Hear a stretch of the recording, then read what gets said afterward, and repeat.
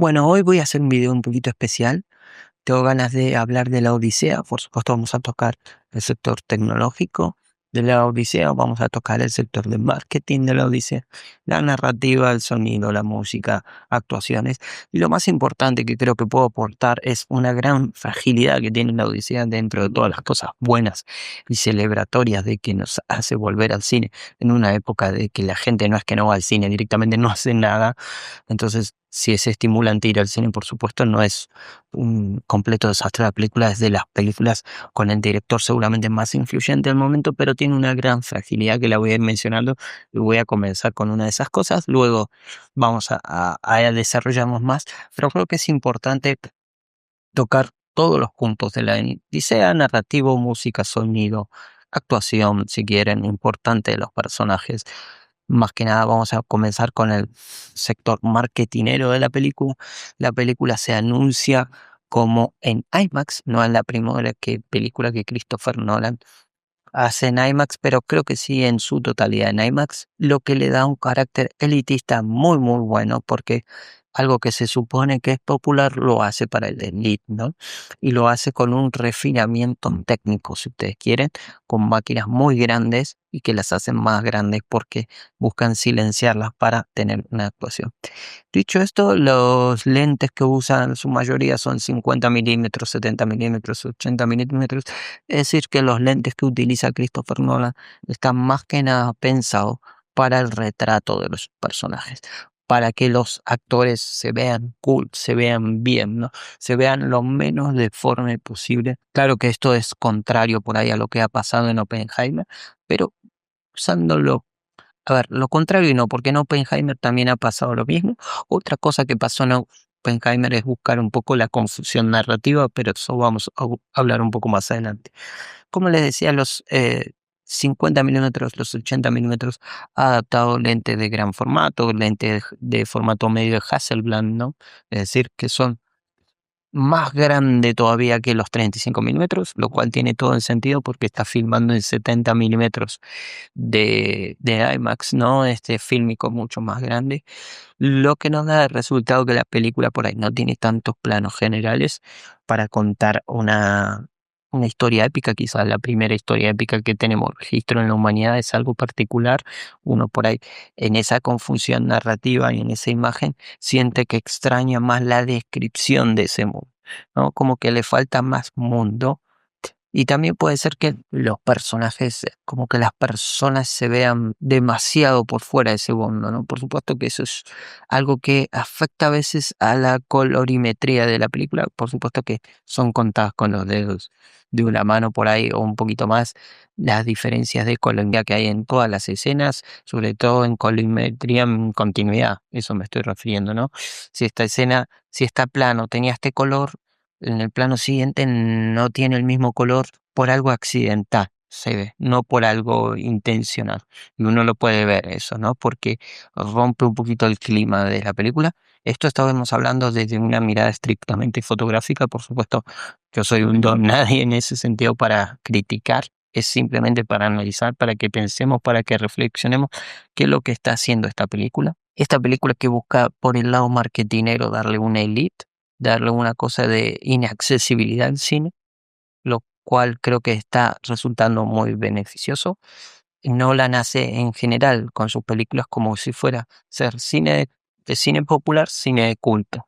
Y cuando se mezcla eso es muy celebratorio en el cine porque hace al cine sustentable, ¿no? Si los cines venden más entradas de lo normal, están haciendo un profit, están haciendo dinero, entonces se puede planear a grandes plazos películas más grandes, inclusive, ¿no? Esto es un poquito, digamos, elitista, pero funciona así.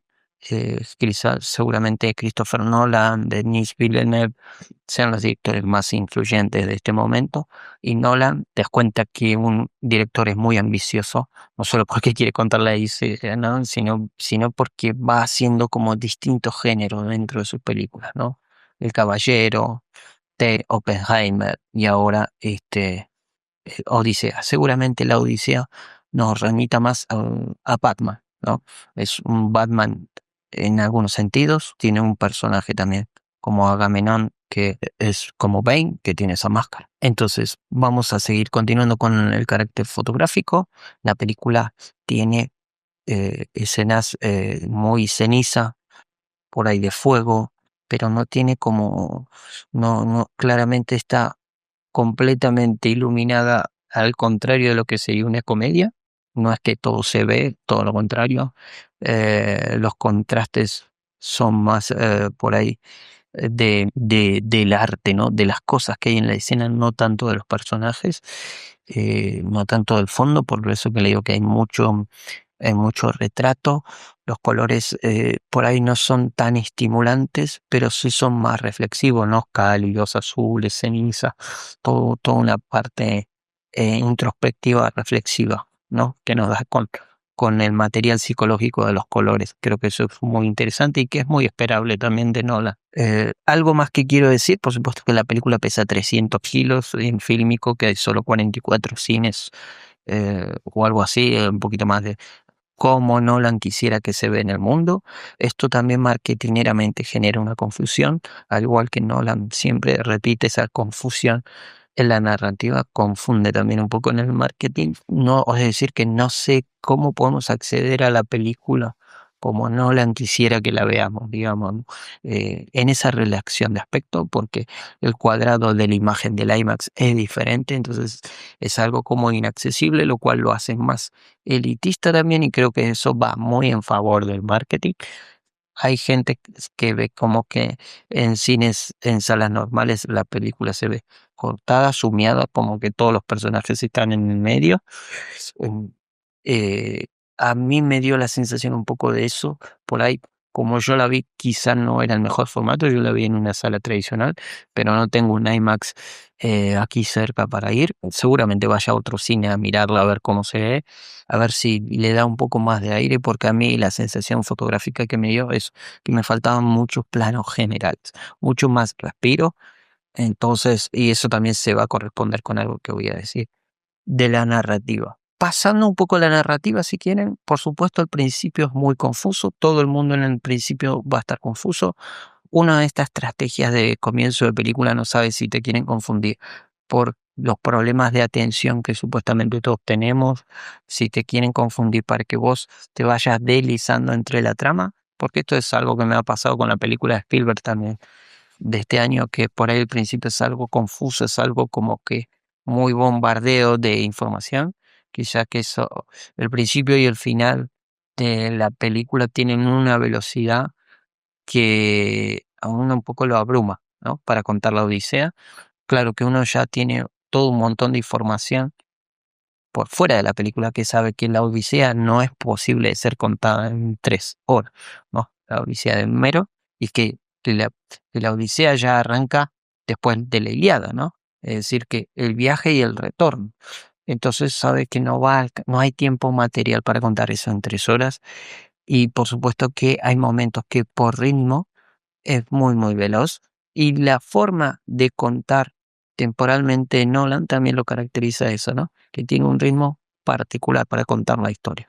Un ritmo, digamos, más caótico. Yo creo que Nolan, después de Memento, eh, le ha costado ese redefinir el tiempo, ¿no? Salir de esa, es como Volver al Futuro, ¿no? Estableció una línea temporal que después todo el mundo repitió, y Nolan tiene ese corset temporal que es muy bueno, pero que es difícil de repetir lo tan bien ejecutado que está en Memento. Por ejemplo, en Tenet a mí no me pareció tan bien ejecutado como este es.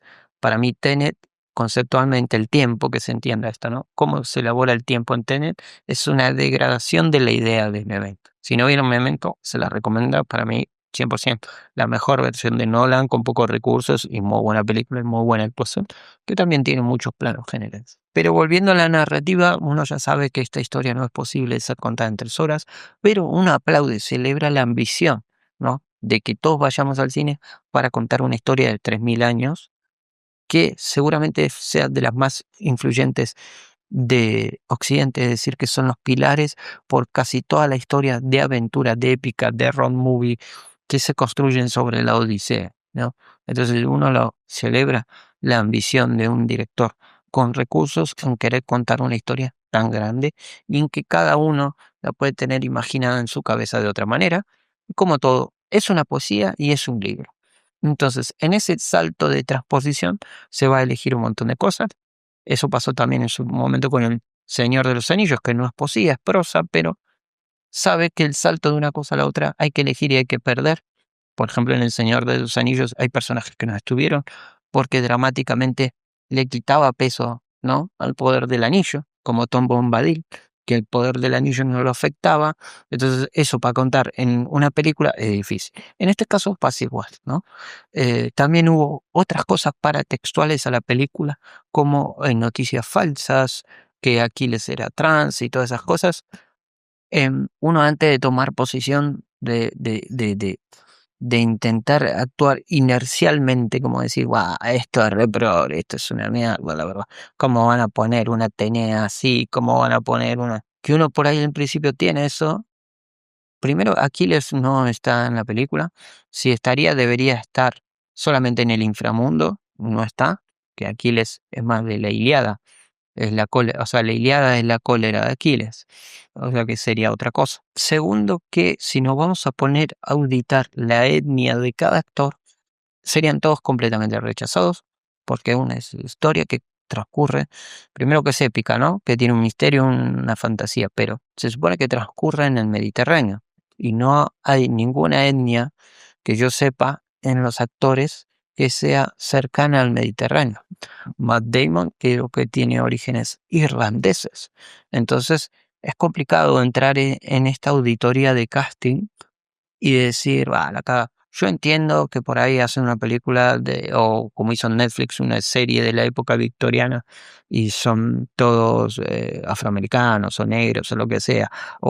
Esos cuestionamientos sí las entiendo porque por ahí es un periodo histórico más cercano que justamente hay un objeto de provocación de hacer todo lo contrario. Eso lo entiendo la polémica. Pero en este caso veo la polémica forzada porque no hay ningún actor mediterráneo. Entonces, es como más la polémica que yo necesito generar que la polémica que por ahí en la película. La película tiene realmente pocos personajes. A mí eso es algo que me dio. Uno esperaría que es una película como Ben-Hur, una película con un montón de extras, un montón de actores, un montón, que seguro hay para los tiempos que corren, es una película muy grande. Pero uno tiene una nostalgia que si esta película se hace en la época de dorada del cine, todo sería todavía más grande, ¿no? Es decir, uno quisiera que la época dorada del cine sea ahora y hacerlos con todos esos recursos de tantos extras, de tantos actores, y así magnánimo y de campos y enormes de filmación. Bueno, eso no pasa, pero es lo más grande que se puede hacer en este momento de la película y eso hay que agradecer. Dicho esto, no, por eso no me meto en el tema progre, no me meto en el tema que personaje de Atenea es el más flojo, estoy completamente de acuerdo. Seguramente el personaje de Atenea no dice mucho, debería tener más humor ese personaje. La Odisea le falta un alivio cómico, a nivel narrativo le falta ese alivio cómico, uno lo puede ver claramente, ¿no? Tiene sus villanos, pero los villanos no son el Joker. No tienen ese alivio cómico, no tienen ese cuestionamiento de qué lado se para uno y no tiene ese momento de contradicción. Entonces, por ahí la Odisea peca de eso, que simplemente el conflicto es como un enredo palaciego, ¿no? Como el conflicto hacia el final de la película es un desorden de alcoba, ¿no? Y más que Odiseo tratando de regresar, ¿no? Entonces eso entiendo también que narrativamente por ahí sea un poquito más plana la película. La película se apoya muy bien en esos puntos, es como episódica, ¿no? Tiene el momento de Circe, el momento de Calipso, que son como flashbacks los de Calipso, el momento lo del Cíclope, ¿no? Y Polifemo, ese está muy bueno ese momento porque le da una cosa de terror que por ahí los amantes de Nolan no sé si la habían llegado a experimentar del todo y se rumorea que es algo que Nolan debería hacer, ¿no? Como todo gran director ambicioso, su próximo género, ir más sobre el terror. Y tiene la película muy bien terror, pero creo que la película construye mucho la confusión desde los ruidos, no tanto de la música. La música creo que está bien, pero para hacer una película de Nolan no, por ahí no está al nivel de otras películas, ¿no? Eh, si ustedes quieren puntaje rápido, cosa que es un pecado, yo le daría un 8 en narrativa, le daría un 7 en música, un 8 o 9 en sonido, si quieren, un 9, un 8 en actuación también, y en fotografía, por supuesto, un 10, ¿no? Fotografía, porque la fotografía lo que hace, que es algo que todos aman, que es rememorar este efecto de ensoñamiento de la película, ¿no?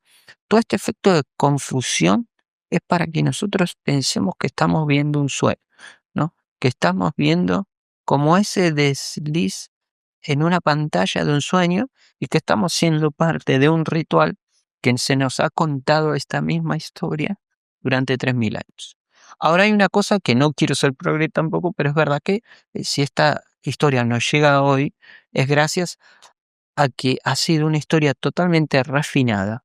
Me refiero a Homero originalmente escribiendo esta historia, porque era para un refinamiento de reyes, de aristocracia, de gente poderosa que veía una historia con sus conflictos, ¿no? Odiseo es un tipo muy importante. Entonces, ven el camino de ese tipo importante contado para otros tipos importantes que podrían sentir empatía por esa historia. ¿Se entiende lo que digo? Es decir, esta historia, el público original de esta historia era gente muy importante, era gente muy poderosa, gente con ambiciones. Por eso se idolatra tanto la picardía, la astucia de Odiseo, no tanto la honestidad, ¿no? Sino sus contradicciones que tiene, porque llevar adelante, comandar, tiene muchos sacrificios, ¿no? Mucha gente que dejar atrás. Entonces, por eso esta Odisea, por más que fue hace 3000 años, la recuerdo que somos igual de inteligentes hace 300.000 años, o sea que esta película, que esta historia tiene 3000 años, para educar, para hacer reflexionar a gente poderosa sobre los avatares que tenemos, ¿no? Sobre las desventuras que tenemos que surgir en nuestra historia. Entonces, uno se tiene que convertir en su propio Dios y uno siente las contradicciones que tiene. Entonces, ese es el camino de Odiseo, ¿no? Y la culpa que tiene Odiseo. Entonces, está muy bueno. Por supuesto que en este sentido de lo psicológico, por ahí pensé que le iba a dar un poquito más Nolan, pero lo tiene con Calypso y con Atenea. Atenea y Calypso son como esos personajes por ahí más psicológicos, más de esta época contemporánea, no tanto por ahí de antiguo. Eh, Atenea se queda un poco desdibujada, la verdad. Los amantes de la mitología, por ahí, esto es lo que menos perdonan. No hablan toda la instrucción de los dioses como algo completamente separado, porque por ahí al público habría que educarlo en mitología y pensar que los dioses pueden tomar cualquier aspecto y por ahí no tienen el respeto que tienen para nosotros cuando hablamos de dioses, ¿no? Nosotros hablamos de dioses y por ahí es algo completamente inaccesible, y la mitología griega están mucho más humanizados los dioses y se mandan muchas cagadas, y los dioses, digamos, eso es lo divertido de la mitología griega. Entonces por ahí Nolan se evitó eso también, se evitó lo de Aquiles, todo eso se evitó, el final también se evitó. Ahora, lo más débil que tiene la película de Nolan es sin duda las escenas de combate, las escenas de coreográficas de combate. Esto es algo que ya se vio en El Caballero de la Noche, no en Batman. La gran debilidad, las coreografías dejaban mucho que desear. Han mejorado, eso es verdad, han mejorado muchísimo las coreografías si uno las compara con Batman, pero todavía estaban muy por detrás. Es una pena que por ahí Nolan no se asocie con alguien que pueda enriquecer este aspecto, pero todos los directores tienen grandes debilidades, no importa el dinero infinito que tengan, todos tienen el límite de tiempo, los actores tienen un límite de tiempo, tomar tiene un límite de tiempo, si quiero filmar con luz natural tiene un límite de tiempo, entonces uno tiene que valorar muy bien. Pero en eso, siendo consciente, un gran punto de mejora es las escenas de pelea. Las escenas de combate de esta película son bastante flojas si uno compara la calidad de la fotografía, si uno compara la calidad del texto. El texto tiene momentos muy poéticos, ¿no? El momento de las sirenas, ese momento es muy poético y eso es algo agregado por Nolan, por los guionistas, lo cual es fantástico y explica más otro lado, le da otro carácter más alejado de la Odisea, que está muy bien, porque la mirada de Nolan, ¿no? Sobre esta historia, todo el arte está muy bien en la película, todo lo que es armaduras, barco, cómo se ve el caballo de Troya. Hay muchas cosas que como que se tratan de hacer un realismo de cómo podrían haber sido posibles estas historias épicas, algo que ya pasó con Batman, ¿no? ¿Cómo podría ser un Batman más o menos realista, más o menos moderno, más o menos? Entonces uno ahí acerca los dos mundos, ¿no? El real y del sueño y los va acercando. Eso es lo que hace Nolan. Cómo de la fotografía puedo mantener esto de sueño, de oscuridad, de gris, de que los colores por ahí no están todo definidos.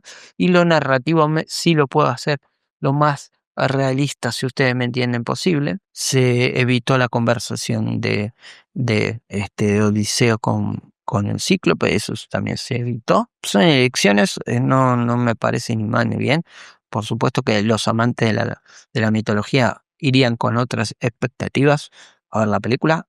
Para mí es un gran evento, lo celebro, agradezco mucho. Seguramente vaya de vuelta a ver la película para ver más detalles narrativos. Seguramente el final, como les digo, es un poco deslucido porque las coreografías de pelea. Y si uno revisa, seguramente las mejores películas de Nolan en realidad sean las que menos coreografía de pelea tienen. Entonces ahí es, por supuesto que no puede filmar como filma Spielberg o como filman otras personas. Él es más del lado de la confusión desde lo narrativo, la confusión de lo marketinero, pero nos regala imágenes bellas. Y las profundidades de los personajes seguramente sean más entendibles, no sean tan contradictorias en algún punto. Yo sé que esto alguna gente me va a matar, pero yo creo que la contradicción de los personajes, eso se evita, es algo, es como se haría cine hoy, Nola. Y bueno, los personajes por ahí tienen esa culpa, esa contradicción, más que nada en Oppenheimer aparece mucho más, pero un poco más lavada, lavado. La película es una gran película, es muy celebratorio que estén. Los invito que si no la vieron, vayan de vuelta, o si la vieron, vayan de vuelta, porque es lo que el cine necesita, ¿no? Ir a ver películas malas, buenas, uno aprende de todo narrativamente. El personaje de Robert Pattinson, sí, es verdad que es un villano como muy Disney, como muy sádico, uno nunca puede empatizar desde el momento uno, uno sabe que es un hijo de puta. Quizás la mano derecha de Odiseo sea el personaje más flojo, pero por la cantidad de teatralización que tiene por ahí se le ve mucho. Pero está bien pensado el tema de el encierro. Por ahí el encierro, en esta película a ustedes les va a resonar mucho cómo se trata el tema del encierro, ¿no? En la isla, ¿no? En el barco, con el cíclope, ¿no? Cómo uno puede estar encerrado con las mujeres, ¿no? Cómo uno puede estar encerrado, cómo uno puede estar 7 años con una mujer y después volver como si nada a la casa. Eso me gusta de la película, ¿no?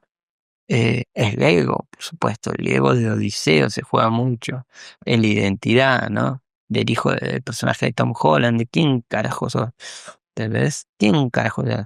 Si no conozco a mi viejo, por más que tenga 100 años, no sé quién soy. Eso también está muy bien en la película. La mujer, ¿no? La mujer que tiene que jugar a la ambigüedad siempre para sobrevivir. Digamos, uno se enoja, pero la mujer, la herramienta a veces para sobrevivir es la ambigüedad. Y eso se ve muy claro en la película y creo que está muy bien. Calypso también es ambigua. Quiero que estés conmigo, pero no quiero que estés conmigo. Hay algo de la flor de loto que se mezcla también en el libro, es un poquito diferente, pero está muy bien. Entonces, eso se ve muy bien, la ambigüedad, ¿no? Las palabras, los cantos de sirena, todos esos peligros que a nosotros nos resuenan y esos conflictos que nos resuenan, que creo que están en la Odisea original, que es una invitación para un montón de gente que por ahí va a tratar de leer la Odisea o va a ver un video de YouTube a ver de cómo es la Odisea. Es decir, se entra un círculo virtuoso de refinamiento cultural que a mí me parece muy bueno, muy celebratorio, y agradezco que salgan películas como esta, y por eso a veces me cuesta hablar de películas porque uno le tiene tanto respeto que piensa que si habla, dice algo, no, las peleas son malas, sí, son malas en general para el estándar de la película, uno piensa que está pecando de soberbio, no, yo entiendo que hay un montón de limitaciones en el medio, pero las peleas seguramente son la debilidad de Nolan y quizás en un par de películas más haga buenas peleas o quizás no. O quizás simplemente llame a una persona que la resuelva, un equipo B que la filme bien las peleas. Está muchísimo mejor que en Batman, sí, pero todavía son encima con espadas. O sea, es algo imbatible. O sea, ¿qué puede darnos más emoción que una pelea con espadas? Los videojuegos son todos con espadas. Va a haber parte 2 de esto, me parece. Voy a ver si tengo más para decir de Nolan, sobre todo de todos esos aspectos. Y muchas gracias por haber visto hasta acá. Si lo viste hasta acá, es importante que lo valores, sobre todo por este refinamiento cultural que quiero que vos cultives también y que no se lo regales al algoritmo, por lo cual es muy importante que te suscribas, que compartas, que des like. Nos vemos la próxima.